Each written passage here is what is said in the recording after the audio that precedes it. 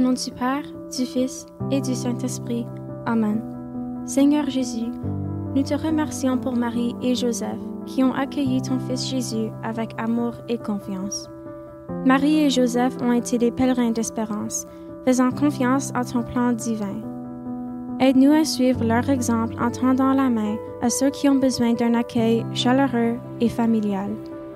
Au nom du Père, du Fils et du Saint-Esprit. Amen. C'est moi, c'est nous, c'est qui l'on est. Samuel Genès.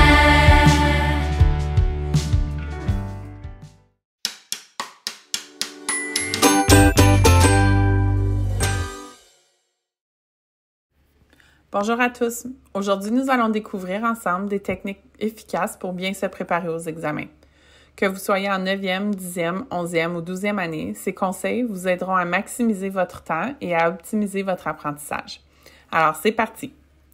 La première étape pour réussir vos examens, c'est de bien planifier votre temps. La première étape est de faire un emploi du temps.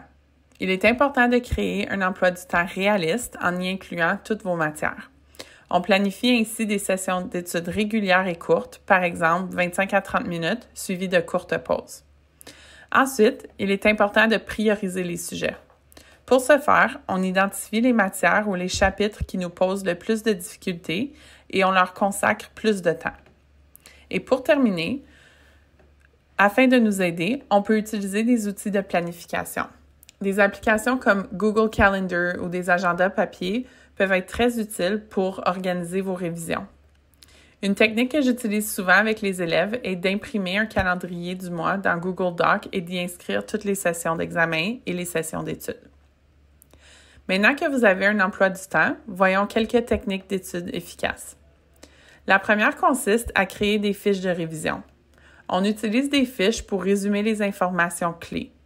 Pour plusieurs, écrire les informations à la main peut aider à mieux les mémoriser.